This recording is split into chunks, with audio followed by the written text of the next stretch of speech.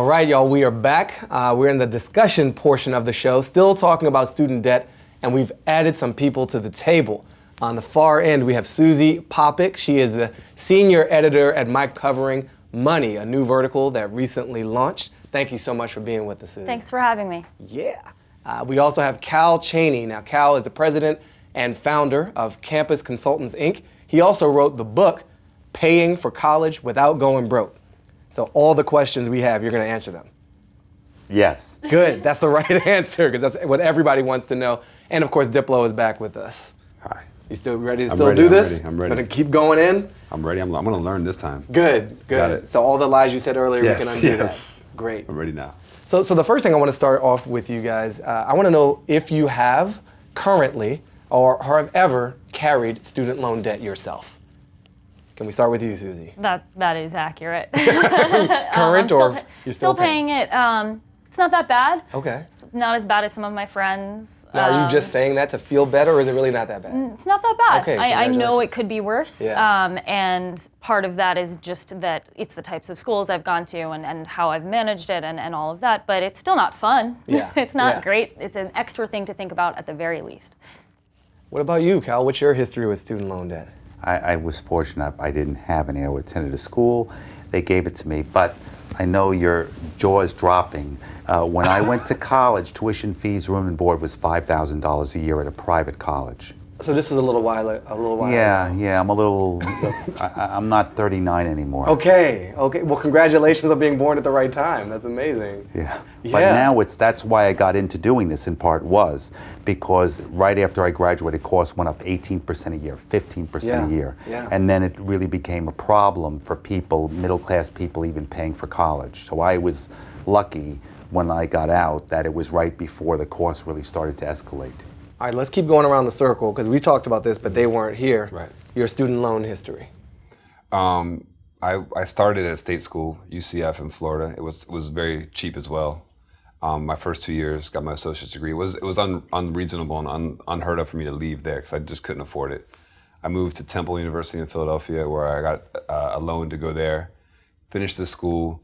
It wasn't that high, but I only had 2 years, which is I think is very important. A lot of kids don't realize that you can just kind of grab that associate's degree early, which is kind of an easy to get those credits and just kind of switch over. I was kind of thoughtful when I did that. I was busy. I had to work just to pay my rent in Philadelphia. Eventually, I became a musician.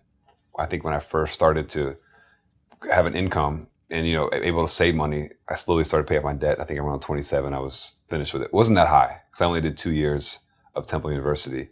And I've just, I've been kind of an advocate to help, figure out better ways for people to live with debt and to try to minimize the amount of debt. I think it's a very important issue now because so many kids are leaving college and going straight into debt and having, not really many prospects to even work. And it's, even in the state of mind, when you just leave and you're broke, you're less than broke. It's kind of difficult for you. Yeah, people tell you did a great thing. You went to college, congratulations, and now you're imprisoned by money. Exactly. Yeah. So that's my history in a nutshell. What do you think, what are the repercussions of this? When we hear this number, $1.3 trillion in debt, how does that play out in the lives of the people who are carrying it? Whether they're carrying $200,000 or whether they were carrying 5, which is now 50 because of the interest that's compounded. How does that affect folks? So on the front end, it's simply you are not ready to do adult things as soon as you would have been. So getting married gets pushed back, certainly buying a home, certainly, having kids, and even thinking about saving money for their college, forget about that. And then on the back end, there's your retirement. And I've seen conservative estimates, or some estimates, I think it was Morningstar, say that for every $100,000 of debt that you have, 35,000, 100,000, 35,000 comes out of what you would have for retirement. I've also seen a figure 10 times that, more than 300,000 in retirement. Jeez. Considering that the average retirement account has a little less than 100,000 in it, which is a whole other problem, our retirement crisis. Yeah, let's stick to one money problem for today. But the point is that you really need to start saving for retirement when you're 25. And one of the most commonly Googled phrases is, should I start paying down my student loans or should I start funding my 401k? And that's a terrible thing that people are having to choose between. Well, the retirement issue, that is, paying for college really is a retirement issue.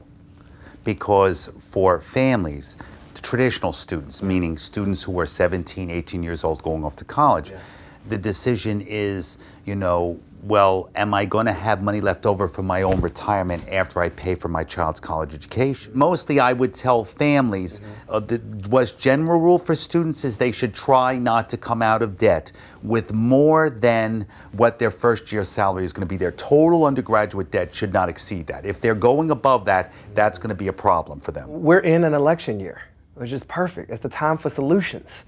What are you hearing? What are the candidates offering?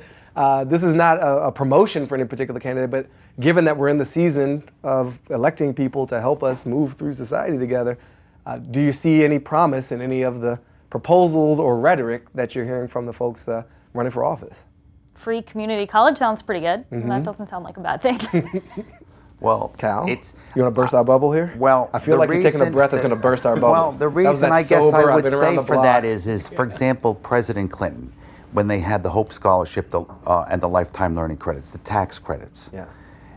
The own policy person who promoted that said in a few years, it didn't really help anybody pay for college because the schools just used an excuse to raise the tuitions more. The colleges, I've seen, for example, some business offices saying, we know families can take on more debt.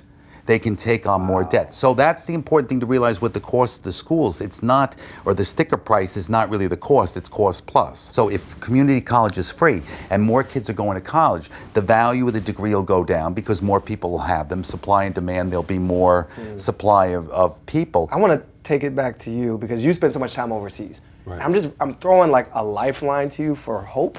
Yeah. Because I know you spend a lot of time in Europe, especially. Like, even anecdotally, have you come across a different way of doing things? That do you encounter these conversations? Well, yeah, like when a you're lot in of Germany or a Brazil? lot of kids that come to my shows, a lot of fans. I'm always curious. The demographics probably 18 to 25. A lot of kids don't even start university till 24 or 25. College is something you do, but you grow up as a human being first. Then you really decide, I'm going to go to college for this particular reason. It's different than in America. We're forced to go right to college, or you're going to go work at a farm or something. There's no it's almost like a punishment if you don't go to college. Everybody has to go, and you have to leave. Personally, I don't even think I should have gone to college for my, I think I could have easily gone to my line of work or created something separately, but it's interesting to travel through Europe and see how different the mindset is of what college means to you. How important is it to go, and how can it affect my life in the long term? But I love to understand because I wonder, could we ever have any system where colleges, could it ever be, if we have free colleges, is that so insane of an idea? Well, and I think to Cal's point, in the current environment, in the current ecosystem, to use your term, probably not. Like, not in the most effective way. You'd have to strip it out of the profit-driven free market, like, let's just take your money every which way, and realize, maybe the education product itself shouldn't be the thing that's monetized.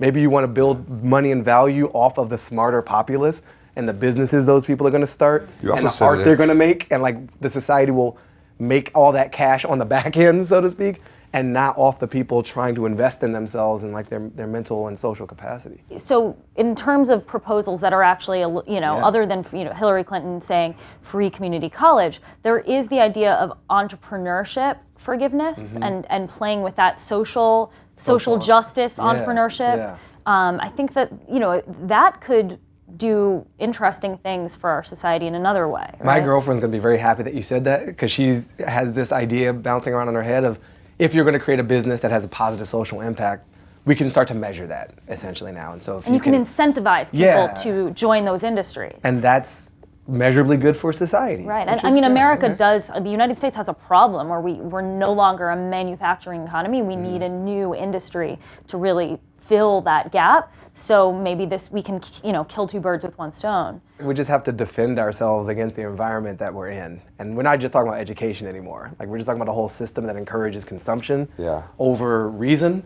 Also, over if you're the cost side. 17 years old, but do you really know what you want to do the rest of your life? I think a lot of kids go straight to a communications degree. They all want to do that. I mean, I don't know, at Temple, I think half the university I felt like was in the communications department. Nobody was doing jobs that were had incentive the rest of their lives, like something that could really have, like I said, value. You know, everybody was they're all in journalism degrees, or they're all doing this, and it's not enough jobs for that. But if you're 17, you're like kind of looking, there are some, but you have to be really good at what you do.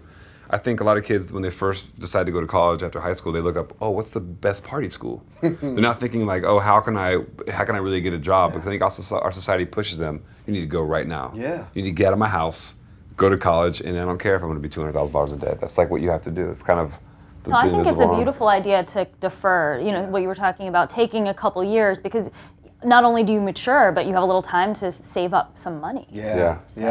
Well, thank you for being at our rectangular roundtable discussion Yes. on student loan debt. Thank you, Susie. Thank you, Kal. Thank you, Diplo. Thank you. I'm Baratunde, and this has been Student Loan Debt on the show.